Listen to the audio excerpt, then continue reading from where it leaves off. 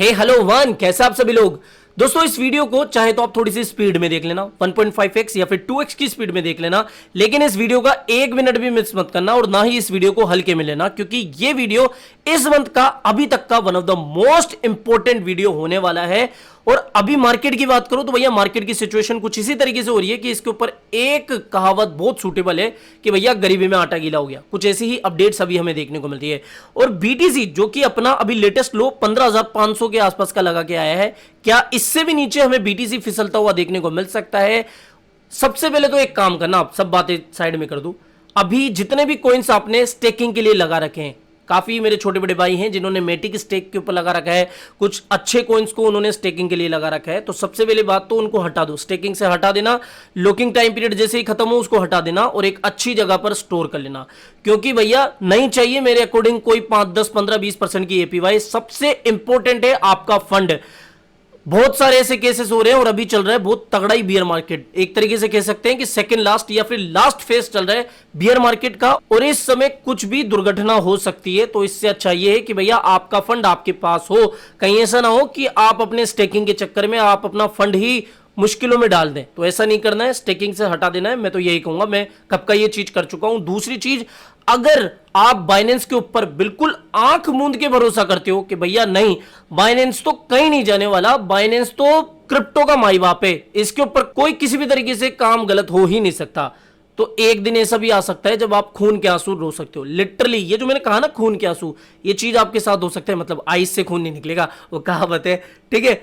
क्यों मैं ऐसा बात कह रहा हूं आपसे, वो वीडियो के लास्ट में आपको बताऊंगा बिल्कुल सही तरीके से। तो अब सीधा वीडियो को शुरू कर लेते हैं। और एक इंपॉर्टेंट बात कि देखो, अगर आपको क्रिप्टो की अपडेट्स, कोई अगर ब्रेकिंग अपडेट, कोई इंपॉर्टेंट अपडेट टाइम से मिल जाती है ना, सही समय पे मिल जाती है, तो आप हजारों लाखों लोगों से क्रिप्टो मार्केट में आगे चल लेते हो, ठीक है। और मेरी हमेशा कोशिश यही होती है कि टेलीग्राम चैनल पर मैं आपको सबसे पहले सुपर फास्ट तरीके से अपडेट्स दूं और आप कंपेयर करके देख लेना। मेरी हमेशा कोशिश यही होती है कि इन्फ्लुएंसर्स के मामले में तो सबसे पहले, विद रेस्पेक्ट ये बोल रहा हूं कि इन्फ्लुएंसर्स के मामले में सबसे पहले टेलीग्राम पर अपडेट मैं ही आपको दूं। हालांकि बहुत सारे एक्सेप्शन हो जाते हैं, थोड़ा सा लेट भी अपडेट आपको दे देता हूं। तो सीधा वीडियो को शुरू करते हैं, बात करते हैं एक ब्रेकिंग और लेटेस्ट अपडेट के बारे में। कल जैसा आपको टेलीग्राम पर मैंने अपडेट कर दी थी कि भैया एफटीएक्स एक्सचेंज जो है वो अपनी बैंकरप्सी फाइल करने वाला है चैप्टर 11 के तहत। मतलब कि अब जो भी ये काम करेंगे, इनका जो दिवालिया अभी हो गया है, दिवालिया होने के बाद में अब कोर्ट ही इनका, यानी कि कोर्ट ही देखेगा कि भैया क्या इनका करना है, क्या इनका फंड का करना है, कौन सा ये जो डिसीजन लेंगे उसका क्या करना है। मतलब कि सब कुछ अब कोर्ट के थ्रू होने वाला है। ये बैंकरप्सी के बाद इस तरीके से होगा। साथ ही जो सैम भैया है वो भी सीईओ के पोजीशन से स्टेप डाउन कर चुके हैं, यानी कि उन्होंने सीईओ का पद छोड़ दिया है। तो ये अपडेट तो आपने वैसे कल से सुनी ली होगी, तो इसके बारे में चर्चा नहीं करते हैं। अपडेट्स क्या है कि देखो, एक तो बहुत सारा आउटफ्लो हो रहा है एफटीएक्स एक्सचेंज के ऊपर से। अगर आप देखोगे ना ऑन चेन, अगर आप ट्रैकिंग करोगे, अभी भी एफटीएक्स एक्सचेंज के ऊपर से बहुत सारा फंड विड्रॉल हो रहा है। सभी का नहीं हो रहा, लेकिन हाँ कुछ कुछ आपको एड्रेसेस ऐसे देखने को मिल जाएंगे जहां पर से लगभग मिलियंस ऑफ डॉलर का अभी आपको विड्रॉल होता हुआ देखने को मिल रहा होगा। या तो कह सकते हैं कि भैया इनके कुछ प्यार प्रेमी होंगे, या फिर इनके कुछ क्लोज लोग होंगे, या फिर शायद ये खुद भी कोशिश कर रहे हैं कि भैया कहीं ना कहीं यूजर्स का ये फंड दे दे, ठीक है। तो अभी समझने वाली बात यह है कि एफटीएक्स के ऊपर जो फंड है वो थोड़ा थोड़ा निकलता हुआ अभी हमें देखने को मिलता है। लेकिन हालांकि ऑफिशियली इन्होंने बोल दिया कि भैया हम विड्रॉल वगैरह भी बंद कर चुके हैं। एक ब्रेकिंग अपडेट क्या आई कि भैया एफटीएक्स एक्सचेंज हैक हो चुका है। यहां पर टेलीग्राम पर अगर आप मेरे ज्वाइन करके रखे हो तो आपको ये अपडेट पहले ही मिल चुकी होगी कि भैया हाँ, जो एफटीएक्स का ऑफिशियल टेलीग्राम चैनल है उसके एडमिन ने भी ये क्लियरली कहा है कि भैया एफटीएक्स हमारा हैक हो चुका है, फंड्स हमारे जाते हुए देखने को मिल सकते हैं। इसके अलावा इस समय आपको क्या करना चाहिए, एफटीएक्स अगर आपने डाउनलोड करके रखा होगा, शायद आप में से, मुझे जहां तक लगता है 70% से भी ज्यादा लोगों ने एफटीएक्स कभी डाउनलोड किया ही नहीं होगा, ठीक है। तो जिन भी 30%, 25% लोगों ने किया है तो भैया अनस्टॉल कर दो। और अगर आप अपडेट के लिए भी सोच रहे हो, या फिर अगर आपको अपडेट के लिए नोटिफिकेशन आ रहा है, तो भैया उसको भी बिल्कुल इग्नोर कर देना। अपडेट आपको नहीं करना है, या फिर आपको ऐप ही डिलीट कर देना, ठीक है। तो इस चीज का ध्यान रख लेना। अब देखो, ये डिबेटेबल है, ट्विटर पे भी इस तरीके से बातें हो रही है कि भैया ये जो हैकिंग अटैक है, may be accidental hacking attack भी हो सकता है, या फिर जानबूझकर साजिश के तहत ये हैकिंग अटैक कराया गया, ठीक है। उसके ऊपर कुछ अभी क्लियर बात नहीं करेंगे। एलॉन भैया भी देखो, पूरी दुनिया ही एफटीएक्स कर रही है, तो भैया ये कहां से पीछे छूटेंगे। इन्होंने भी लगभग 26 मिनट पहले एक ट्वीट करा है कि FTX meltdown being tracked in real time on Twitter, यानी कि जो भी अपडेट्स वगैरह आ रही है वो अभी ट्विटर पे देखी जा रही है रियल टाइम पे, ठीक है, ये ट्रेक हो रही है। तो कहीं ना कहीं इलॉन भैया ने भी बहती गंगा में अपना हाथ दे दिया। और अगली बात कि FTX एक्सचेंज के ऊपर जो ये हैकिंग अटैक हुआ है ना, उसमें 593 बिलियन शिबा इनू मूव हुए एक्सचेंज से, ठीक है, 593 बिलियन शिबा इनू मूव हो चुके हैं FTX एक्सचेंज के ऊपर से। अच्छा, शिबा इनू की बात हो रही है तो कल एक मार्केट में अपडेट थोड़ी ज्यादा ही सर्कुलेट हो रही थी, वो मैं आपको बताता हूं। यहां पर आप देख सकते हो Crypto.com का, यहां पर देखो ये है कोल्ड वॉलेट, ठीक है। अभी इन्होंने अपना जो प्रूफ ऑफ रिजर्व है वो शेयर नहीं करा है, प्रूफ ऑफ रिजर्व इनका जल्दी आने वाला है, ठीक है। लेकिन इनके कोल्ड वॉलेट में शॉकिंग या सरप्राइजिंगली बात है कि भैया शिबा इनू की जो पोजीशन है वो 19% से भी ज्यादा की है। इनके पास जो भी होल्डिंग है ना वो BTC, इथेरियम, USDC, USDT जैसे स्टेबल कॉइन्स में तो है ही, लेकिन शिबा की जो मात्रा है वो इथेरियम, USDC और USDT से भी ज्यादा है। क्या कारण हो सकता है? शायद काफी लोग अभी यही सोच रहे होंगे कि भैया देखो, इनको लगता है कि शिबा का बहुत तगड़ा ही फ्यूचर होने वाला है, इसलिए ये इतनी बड़ी मात्रा में शिबा इनू को होल्ड कर रहे हैं। अब देखो, मैंने तो इसके ऊपर कोई अपनी टेलीग्राम पोस्ट भी नहीं डाली, मैंने तो इसको शेयर भी नहीं करा, क्योंकि ये बनता ही नहीं है कहीं से भी, ठीक है। अब देखो, मुझे नहीं पता कैसे लोगों ने इस पे विश्वास कर लिया कि शिब जैसे मीम टोकन में, मैं कोई बुराई नहीं कर रहा हूं, मैं बता रहा हूं कि भैया मीम टोकन में इतना मतलब पैसा ये डालेंगे। Crypto.com, वो भी एक रेप्यूटेड एक्सचेंज, मीम कॉइन में अपना इतना पैसा डालेगा, वो भी इथेरियम, USDT, USDC जैसे स्टेबल कॉइन के कंपैरिजन में। तो थोड़ा सा रिसर्च करना जरूरी होता है। यहां पर क्रिस जो है Crypto.com के जो CEO है, उन्होंने बिल्कुल सीधे शब्दों में कहा है, रिप्लाई दिया है, और रिप्लाई नीरज के, इंडियन ही होंगे कोई, ठीक है। वैसे ये डिलीट उन्होंने, नीरज जी ने डिलीट कर दिया, लेकिन उनका जो रिप्लाई है वो अभी भी है। यहां पर आप देख सकते हो कि These are customer deposit. We secure store one by one everything our user buy and hold on the platform. And indeed, user bought a lot of SHIB and Doge in 2021. You can figure it out by looking at their global market cap ranking. ठीक है, तो basically इनका ये पैसा नहीं है, ये तो कस्टमर की बाइंग वगैरह है। और मतलब जो सच था वो मैंने आपको बता दी। देखो, अभी तक तो इनका अभी जो कोल्ड वॉलेट का बैलेंस है वो पब्लिकली नहीं हुआ है। विद इन 24 आवर्स में इन्होंने कह दिया कि भैया हम विद इन 24 आवर्स में सब कुछ रिवील कर देंगे, ठीक है। तो अभी तक आया नहीं है, आएगा तो मैं बता दूंगा, ठीक है। बाकी ये जो है ना, ये र्यूमर है या फिर पता नहीं कैसे ही आप लोग विश्वास कर लिए, ओके। इसके अलावा बिटकॉइन का थोड़ा सा हाल हम देख ले तो भैया देखो, ये हमारे सपोर्ट एंड रेजिस्टेंस है। लास्ट वीडियो में मैंने आपको बताया था कि भैया ये पूरा अच्छा खासा रेजिस्टेंस जोन है और यहां से अगेन हमें रिजेक्शन देखने को मिल सकती है, ठीक है। अभी क्या हो रहा है, देखो सपोर्ट वही इसका 16,200 और 15,700, यही अभी सपोर्ट हमें बनता हुआ दिख रहा है। लेकिन यहां पर एक चीज और मैं आपको बताऊं, एक बियरिश पेननेट हम बोल सकते हैं, बियर फ्लैग हमें एक बनता हुआ दिख रहा है, ठीक है। एक रेंज में BTC कुछ समय के लिए यहां पर इस तरीके से हो सकता है कि हमें वापस से 17,600 या फिर 17,500 तक BTC देखने को मिले, फिर वहां से करेक्शन आए 16,900 के आसपास है, और इस तरीके से करता करता इस बियरिश पैटर्न का हमें ब्रेकडाउन देखने को भी मिल जाए, ठीक है। कुछ इस तरीके का ब्रेकडाउन अगर हमें देखने को मिल गया तो भैया वापस से हम 15,000 के नीचे BTC को देख सकते हैं। और सिर्फ ये मेरा टीए नहीं है, यहां पर अगर मैं आपको कुछ रिपोर्ट्स भी बताऊं तो बहुत सारी ऐसी प्रिडिक्शन है, बहुत सारी, कोई एक मीडिया हाउस नहीं है, बहुत सारे रेप्यूटेड मीडिया हाउसेस ने भी यही कहा है कि भैया ऑन चेन डेटा भी यही सजेस्ट कर रहा है कि बिटकॉइन में भी अगेन 15,000 के जोन में देखने को मिल सकता है, या फिर इससे भी नीचे जाता हुआ हमें देखने को मिल सकता है।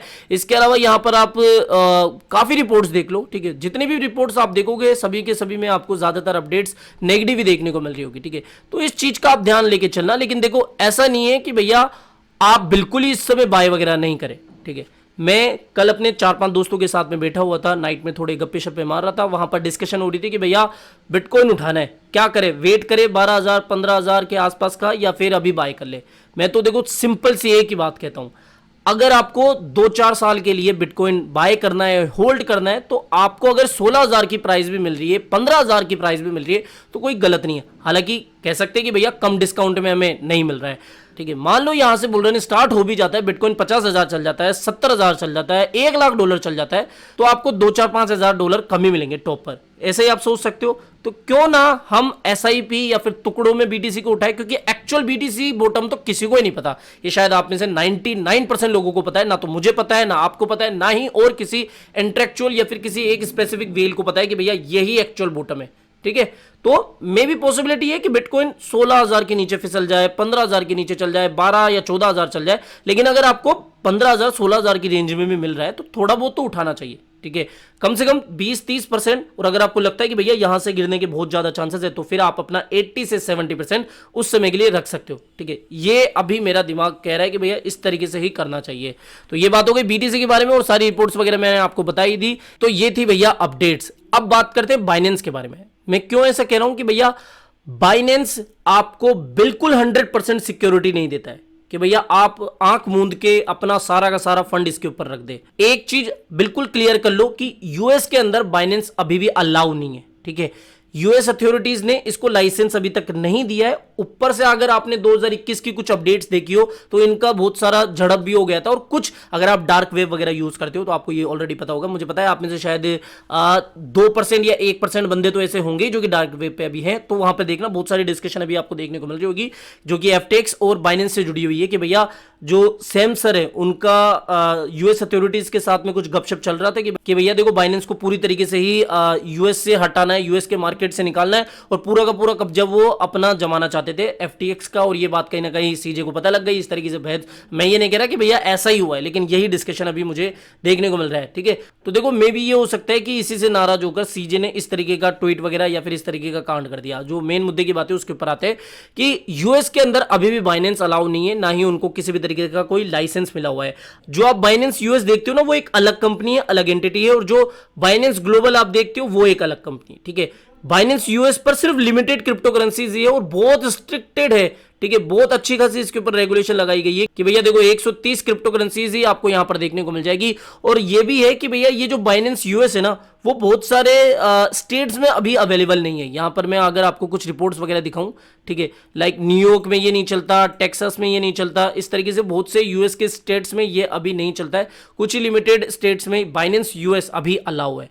अगर आप लाइसेंस की बात करोगे तो जो बाइनेंस को लाइसेंस मिले ना अभी तक, ठीक है, आप पूरी लिस्ट देख सकते हो। देखो बहुत कोई बड़ी कंट्री ऐसी नहीं है जिसने इसको लाइसेंस दे दिया हो। अब आप बोलोगे कि भैया दुबई वाले तो इनको लाइसेंस दे चुके हैं। भाई साहब दुबई में बहुत सारे वी प्रोजेक्ट्स को भी लाइसेंस मिल चुके हैं।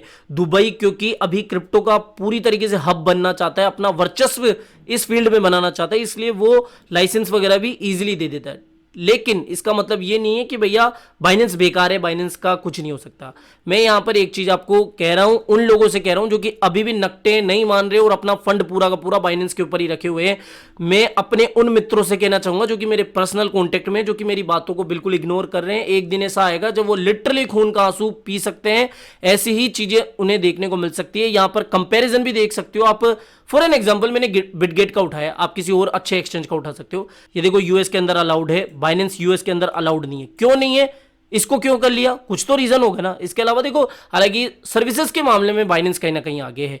और जो लोग कहते हैं कि भैया बाइनेंस का भी हैक हो ही नहीं सकता, तो देखो कुछ अगर मैं रिपोर्ट्स आपको बताऊं, ठीक है, तो यहां पर आप देख सकते हो ये 2019 की बात है। हालांकि देखो 2019 में ये इतना मैच्योर नहीं था या मार्केट में ये इतना बड़ा प्लेयर भी नहीं था मार्केट में नाम था, लेकिन इतना अपने आप को डेवलप नहीं करा था। लेकिन हाँ कहीं ना कहीं इसके ऊपर हैकिंग अटैक हो चुके हैं। और हैकिंग अटैक से याद आया, रिसेंटली आपको अगस्त का कांड पता ही हो कि भैया अगस्त में इनका ब्रिज भी हैक हुआ था। तो देखो हैकिंग अटैक इनके ऊपर अभी भी हो चुके हैं।